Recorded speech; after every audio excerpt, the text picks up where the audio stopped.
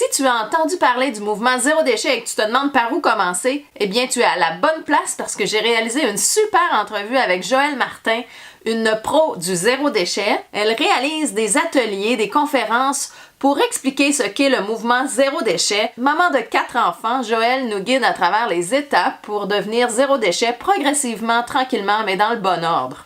Le contenu était tellement intéressant que je l'ai séparé en 3 capsules, question de bien digérer l'information et de poser les actes. Si tu restes jusqu'à la fin, tu auras les premiers pas pour débuter vers un mode de vie zéro déchet. Pour ceux qui ne me connaissent pas, je suis Sandra de la chaîne Éco-Truc. Je vous partage de façon hebdomadaire des trucs et astuces concrets, question de pouvoir passer à l'action vers un mode de vie plus écologique. Donc si c'est pas déjà fait, je t'invite à t'inscrire juste en dessous en pesant sur le bouton s'abonner et activer la cloche afin de ne rien manquer des prochaines capsules. Donc, allons faire un saut dans l'entrevue avec Joëlle Martin.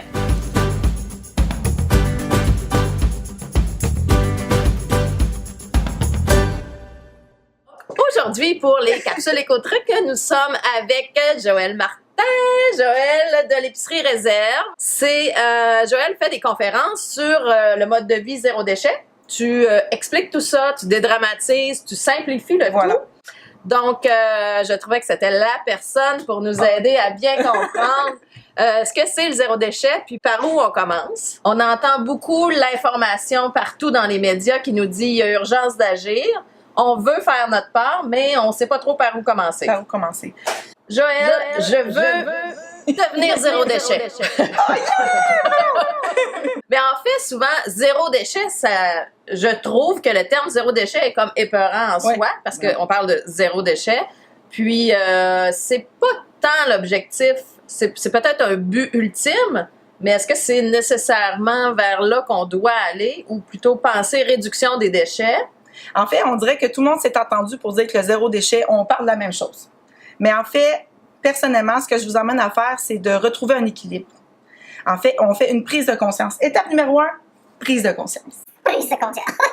Prise de conscience. Donc, on fait la prise de conscience sur notre environnement immédiat. Ce qui se passe au Québec, ce qui se passe dans notre communauté, ce qui se passe chez nous. En fait, c'est sûr que mondialement, on a les nouvelles qui nous rappellent qu'il faut agir rapidement. Donc, mais le zéro déchet, ça part vraiment de nous, ce qu'on peut faire ici, maintenant. Donc, prise de conscience, vous êtes à la maison. De toute façon, vos premières étapes vont partir de là, à la maison.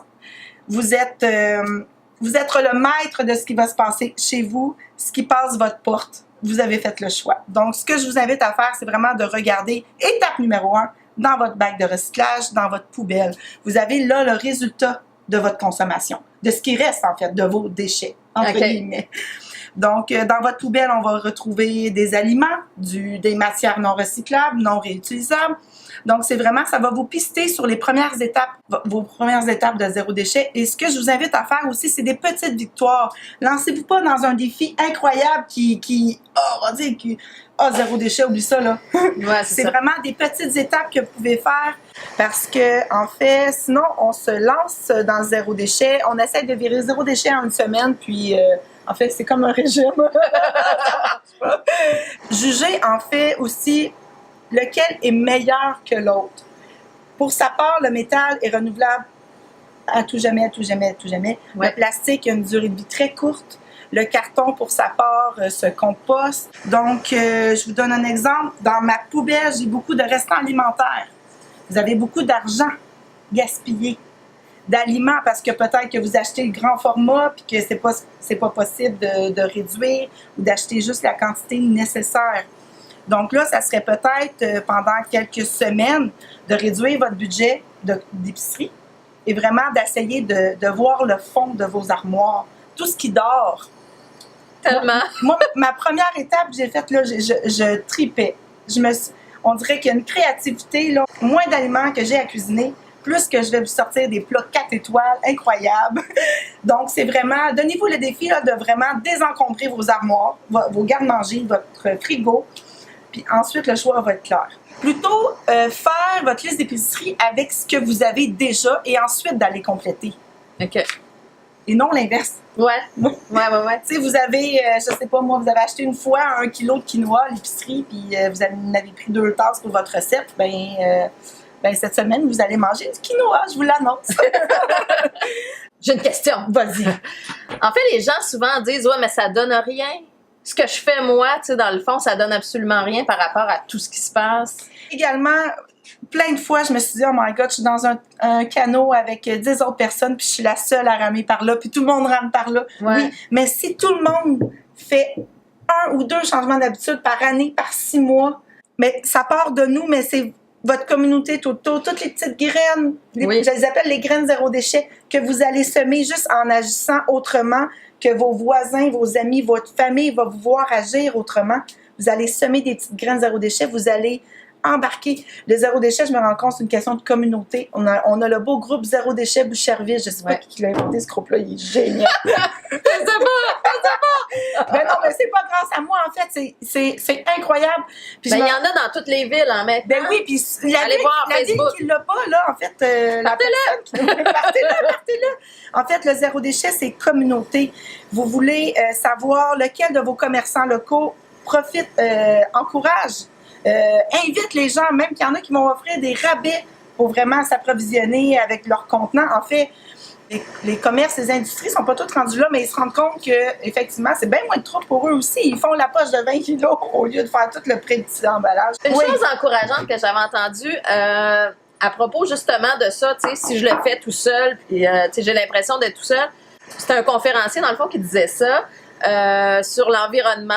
Il disait ça prenait 35% pour effectuer un point de bascule. Puis ça, je trouve ça vraiment intéressant. On n'a pas besoin d'être 100% des gens qui changent nos habitudes. Seulement 35% qui se mettraient à changer une habitude va mettre une pression sur le système économique, tout ça, et le système économique va s'adapter, et là, tout le monde va s'y mettre, parce que ça va devenir des lois, ça va devenir des... Donc, c'est vraiment chacun d'entre nous, puis on a un gros impact, puis ça commence déjà à apparaître là, dans le système, quand vous allez maintenant dans les épiceries régulières, commencent à inclure du vrac, plus ça va, plus ils n'ont pas le choix de s'adapter aux demandes des clients. C'est vraiment, il faut le dire, dites aussi ce que vous voulez. Demandez, perdez pas dans l'esprit qu'à chaque fois que vous achetez, vous votez.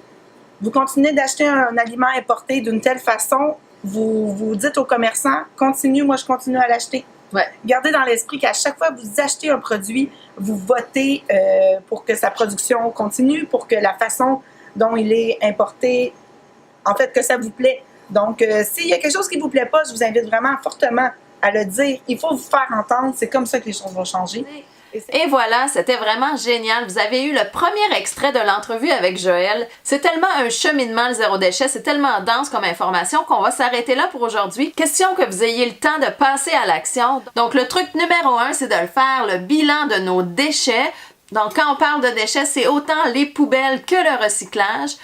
Les gens sont souvent surpris de voir qu'on inclut dans le mouvement zéro déchet le bac à recyclage comme étant des déchets. Effectivement, une partie de ce qui est envoyé au centre de tri va être recyclé. Par contre, de façon réaliste, il y a une grosse partie qui peut pas l'être. Donc, en réduisant nos déchets à la source, en s'assurant de ne pas produire plusieurs de ces déchets, qui sont souvent inutiles, qui sont souvent de courte durée, qui sont éphémères. On s'attaque au problème à la source grâce au mode de vie zéro déchet. Donc, première étape, je vous le rappelle, on fait un bilan de notre poubelle et de notre bac de recyclage pour regarder, pour observer dans le fond, quelles sont nos sources de déchets que nous produisons en grande quantité. Et on regarde vers où on souhaite s'attaquer en premier. Donc, deuxième défi, on établit notre menu grâce à ce qu'on a déjà et on va simplement compléter à l'épicerie avec ce qui nous manque. Donc, l'objectif est vraiment d'aller voir le fond, la couleur de notre fond d'armoire. Et par la suite, dans le fond, au cours des prochaines semaines, on vous guidera sur quoi faire et comment opérer ce changement pour transformer ça. Donc, si tu es prêt à relever les deux défis qui sont le bilan et le fond d'armoire, tu écris « C'est parti » dans les commentaires et on verra combien nous sommes à changer les choses dès maintenant. Donc, si tu veux voir la suite de l'entrevue avec Joël Martin, assure-toi de t'être abonné juste en dessous et d'activer la cloche afin de recevoir un avertissement lorsque la prochaine capsule sortira. J'ai très hâte de vous donner la suite, mais pour l'instant, l'important, c'est de passer à l'action. N'oubliez pas que vous pouvez venir nous rejoindre sur le groupe Facebook Écotruc. Ce fut un plaisir de vous voir cette semaine. Je vous retrouve la semaine prochaine pour une nouvelle capsule Écotruc. Ciao tout le monde! Je vais t'introduire, si tu me permets. Merci, vous devez. Ah ouais, c'est parti, Okay. certain. Mais c'est ça. C'est ça que j'ai fait. Bon, alors... Ce que j'invite les gens à faire... OK.